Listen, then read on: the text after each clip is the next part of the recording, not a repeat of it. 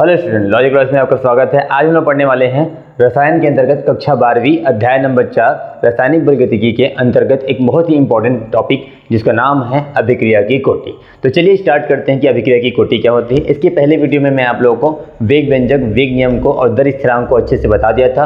अगर आप उस वीडियो को नहीं देखे होंगे तो उस वीडियो को जाकर के देख लीजिए और उस वीडियो के बाद ही आपको ये बातें समझ में आएंगी। ठीक है, तो अगर आपको किसी भी अभिक्रिया की कोटि निकालनी है तो आप क्या करोगे उसको मैं आपको बताने जा रहा हूँ। ठीक है, सबसे पहले अभिक्रिया की कोटि क्या होती है। ठीक है, अगर आपको किसी भी अभिक्रिया की कोटि निकालनी है तो उसके लिए मैं आपको एक एग्जांपल लेता हूँ। जैसे मेरे पास एक अभिक्रिया है जिसको मैं मानक अभिक्रिया करके लेके चलता हूँ। मानक अभिक्रिया ये है कि हम लोग ले सकते हैं AA प्लस BB से बन रहा है CC प्लस DD। ठीक है, इस प्रकार से। अब देखो यहाँ पे मैंने क्या करा, यहाँ पे A और B जो है, बड़ा A बड़ा B वो अभिकारक है, बड़ा C बड़ा D जो है वो उत्पाद है। ठीक है, A B जो है वो छोटा A छोटा B जो है वो अभिकारक A और B के रस समीकरण गुणांक है या फिर स्टोइकियोमेट्रिक गुणांक है। ठीक है, और छोटा C छोटा G जो है वो क्या है, उत्पाद C और D के क्या है, रस समीकरण गुणांक है। तो यहाँ तक मैं आपको बात कर दिया। अब हम लोग यहाँ पे सबसे पहला जो स्टेप रहेगा आपका, ठीक है, आपको अभिक्रिया दी जाएगी। अभिक्रिया को देख करके आपको क्या करना है, उसके लिए दर समीकरण लिखना है आपको। ठीक है, इसको हम लोग क्या बोलते हैं, दर समीकरण, या फिर हम लोग इसको एक और नाम से जान सकते हैं, वेग व्यंजक। मैंने आप लोगों को वेग व्यंजक बता दिया था ऑलरेडी ही कि हम लोग कैसे वेग व्यंजक लिखते हैं। तो मैं वेग व्यंजक लिख रहा हूँ। दर बराबर, तो अभिकारकों की सांद्रता, अभिकारक है अपने पास A और एक है B, इनका गुणनफल गुणा है यहाँ पे, और यहाँ पे हम लिखते हैं XY जो है वो अभिकारक A B के प्रायोगिक तौर पर ज्ञात किए गए रस समीकरण गुणांक है। ठीक है, यहाँ पे छोटा A छोटा B जो दिया है वो भी रस समीकरण गुणांक है, लेकिन ये प्रायोगिक आधार पर नहीं निकाला गया है। याद रखिएगा कि जब भी हम लोग दर समीकरण लिखते हैं या फिर वेग व्यंजक लिखते हैं तो हम लोग क्या करते हैं, प्रायोगिक तौर पर ज्ञात किए गए रस समीकरण गुणांकों को यहाँ पे उपयोग करते हैं। ठीक है, अगर मैं इसके बाद, ठीक है, स्टेप नंबर 2 ये रहेगा कि अगर हम लोग क्या करेंगे, यहाँ पे जो आने वाले रस समीकरण गुणांक है जो कि प्रायोगिक तौर पर ज्ञात किए गए थे, अगर मैं इन दोनों को जोड़ देता हूँ x प्लस वाई, तो इसी को हम लोग क्या कहते हैं, अभिक्रिया की कोटि कहते हैं, जिसे हम लोग n से निरूपित करते हैं। अभिक्रिया की कोटि, ठीक है, इस प्रकार से। ठीक है, तो ये अभिक्रिया की कोटि होती है। यानी अर्थात आप लोग समझ गए होंगे, दर समीकरण में अगर वेग व्यंजक में आने वाले अभिकारकों के घातों को योग कर देते हो तो उसी को हम लोग क्या बोलते हैं, अभिक्रिया की कोटि कहते हैं। ठीक है, अगर कोई इसी परिभाषा बताऊं तो आप इस प्रकार से बोल सकते हो, किसी अभिक्रिया की दर व्यंजक में आने वाले अभिकारकों की सांद्रताओं का घातों के योग को उस अभिक्रिया की कोटि कहते हैं। याद रखिएगा, जो अभिकारकों की सांद्रताओं में जो घात दिखाई दे रहे हैं वो प्रायोगिक तौर पर ज्ञात किए गए इन्हीं अभिकारकों के क्या है, रस समीकरण गुणांक है, जिनका योग करके हम अभिक्रिया की कोटि ज्ञात करते हैं। मैं आपको एक एग्जांपल ही बताता हूँ। ठीक है, एग्जांपल, मैं एक हाइपोथेटिकल एग्जांपल बताता हूँ। हम लोग ऐसी काल्पनिक एग्जांपल देता हूँ मैं।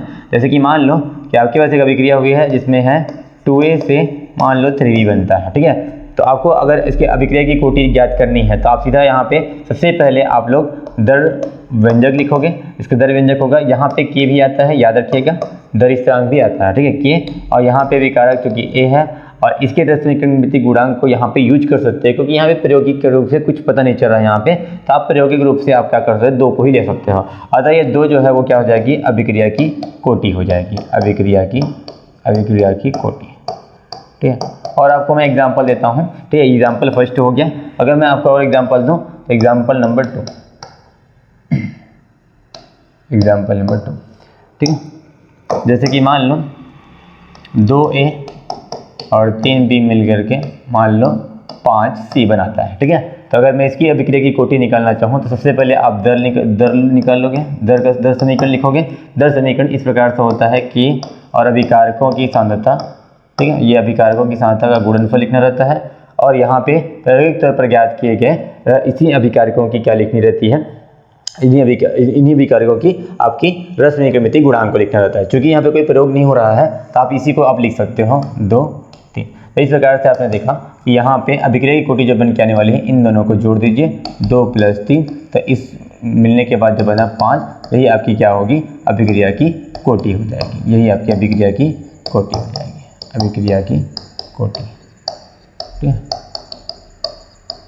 है, मैं आपको एक रियल एग्जांपल भी देता हूँ आप लोगों को, ठीक है। एग्जांपल नंबर 3 मैं आपको यहाँ पे देता हूँ, ठीक है। एग्जांपल नंबर 3, एग्जांपल 3 ये है जैसे कि एक प्रकार से H2O2 का विघटन, H2O2 का विघटन। मान लो मेरे पास 2H2O2 है, इसको हम लोगों ने विघटित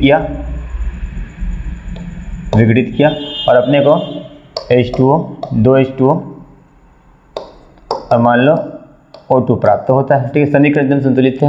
आपको इसको देख के लग रहा होगा कि यहाँ से विक्रिय कोटि 2 निकल के आने वाली है, ऐसा लगता है, लेकिन प्रायोगिक तौर पर यह देखा गया कि यहाँ पे प्रायोगिक तौर पर जब देखा गया तो यहाँ पे आपको क्या मिला, अभिक्रिया की कोटि जो है, अभिक्रिया की कोटि वो 1 प्राप्त होती है। अभिक्रिया की कोटि आपको कितनी प्राप्त होती है, 1 प्राप्त होती है, ठीक है। ये बात को याद रखें क्योंकि हम लोग प्रायोगिक मान का यूज करते हैं। कोई अभिक्रिया ऐसी होती है जिसमें अभिक्रिया की कोटि जो है वो पॉइंट में भी आ जाती है, दशमलव में भी आ जाती है, भिन्नात्मक भी आ सकती है। मैं आपको नोट पॉइंट में बताना चाहता हूँ कि अभिक्रिया की जो कोटि होती है, अभिक्रिया की कोटि वो क्या क्या हो सकती है। अभिक्रिया की कोटि जो है वो 0 भी हो सकती है, ठीक है, 1 भी हो सकती है, 2 भी हो सकती है, 3 भी हो सकती है, ऐसे नंबर भी हो सकते हैं, यानी धनात्मक पूर्णांक संख्या भी हो सकते हैं, 0 भी हो सकते हैं, और आपको भिन्नात्मक भी मिल सकता है, जैसे 1/2, ठीक है, 2/3 कुछ भी मिल सकता है यहाँ पे, यानी कि एक प्रकार से दशमलव में भी मिल सकता है, भिन्नात्मक भी आपको प्राप्त हो सकती है, ठीक है, इस प्रकार से। अब मैं आपको एक एक्स्ट्रा पॉइंट बताता हूँ, जैसे कि किसी अभिक्रिया की कोटि 0 आ जाती है तो उस अभिक्रिया को हम लोग शून्य कोटि की अभिक्रिया करते हैं। अगर अभिक्रिया कोटि 1 आ जाती है तो उसे हम लोग प्रथम कोटि की अभिक्रिया करते हैं। अगर अभिक्रिया की कोटि 2 आ जाती है तो उसको हम लोग द्वितीय अभिक्रिया की कोटि करते हैं। अगर इसी प्रकार 3 आ गया तो उससे हम लोग तृतीय कोटि की अभिक्रिया करते हैं, ठीक है। अगर कभी 1/2 आ गया, ठीक है, अगर अभिक्रिया की कोटि 1/2 आ जाती है तो उसे हम लोग बोलते हैं अर्ध अभिक्रिया की कोटि। और अगर और भी कोई पॉइंट वाला, दशमलव वाला या फिर बट्टे वाला आ जाता है तो उसे हम लोग प्रभाजी कोटि की अभिक्रिया करते हैं, ठीक है, ये भी याद रखिए। अब एक और इंपॉर्टेंट बात बता देता हूँ, एग्जाम्पल बेस्ड एग्जाम्पल बताता हूँ। जैसे मेरे पास समझ लो एक एग्जाम्पल और है, एग्जाम्पल नंबर 4, ठीक है। मेरे पास ऐसा दिया है कि मान लो H2 है, गैस है, ठीक है, I2 भी क्या है, गैस है, और इससे बनता है 2HI गैस, ठीक है। ये तो मैं आपको एक एक्स्ट्रा पॉइंट बताता हूँ कि यहाँ पे गैस दिए हुए हैं हम लोगों को, अभिकारकों में क्या दिए हैं, गैस दिए हैं। यहाँ पे आपको 1 नंबर लग रहा होगा, यहाँ पे 1 है, तो यहाँ पे अभिक्रिया की कोटि 2 जैसी लग रही होगी, लेकिन ऐसा नहीं है। यहाँ पे अभिक्रिया की कोटि जो है वो क्या आती है, 0 आती है, अभिक्रिया की कोटि 0। अब यहाँ पे जो नोट वाला पॉइंट है वो ये है कि यहाँ पे अभिकारक में गैस है। गैसों की जो सांद्रता होती है, वो इकाई मानते हैं, यानी 1 मानते हैं। जब इसका आप दर समीकरण लिखते हैं, अगर आप इसका दर समीकरण लिखते हैं या फिर दर व्यंजक लिखते हैं तो आपको क्या मिलता है, R बराबर K, और यहाँ पे मिलता है आप लोगों को H2 जो कि गैस है, ठीक है, और I2 जो कि ये भी गैस है, ठीक है। तो इनकी सांद्रता आपको 1 नजर आ रही है, लेकिन चूंकि इसकी सांद्रता को हम लोग इकाई मानते हैं, 1 मानते हैं, तो यहाँ पे आपको ऐसा लगता है इसके दर समीकरण में कोई भी अभिकारक आपको नहीं मिलने वाला, क्योंकि गैसीय अभिकारकों की जो सांद्रता है वो हम लोग 1 मानते हैं, और इस प्रकार से 1 मानेंगे तो आपको इधर दर समीकरण में आपको अभिकारक ही नहीं मिलेंगे, क्योंकि वो 1 हो चुका रहेगा, ठीक है। तो इसलिए आप बोल सकते हो कि अगर किसी ऐसी अभिक्रिया जिसमें क्या हो, अभिकारकों में केवल गैस उपस्थित हो, तो उस अभिक्रिया की कोटि जो है वो क्या आती है, 0 आती है। इस बात को ध्यान रखिएगा, ठीक है। अब हम अगले वीडियो में शून्य कोटि की अभिक्रिया, प्रथम कोटि की अभिक्रिया, द्वितीय तृतीय कोटि की अभिक्रिया को देखने वाले हैं। साथ ही साथ मैं आपको अणु संख्या वाला टॉपिक बताऊंगा जो कि बहुत ही मोस्ट इंपॉर्टेंट है। तो अगले वीडियो का इंतजार कीजिए, और अगर आपको यह वीडियो समझ में नहीं आई होगी तो आप इस वीडियो को रिवाइंड करके देख सकते हैं। धन्यवाद।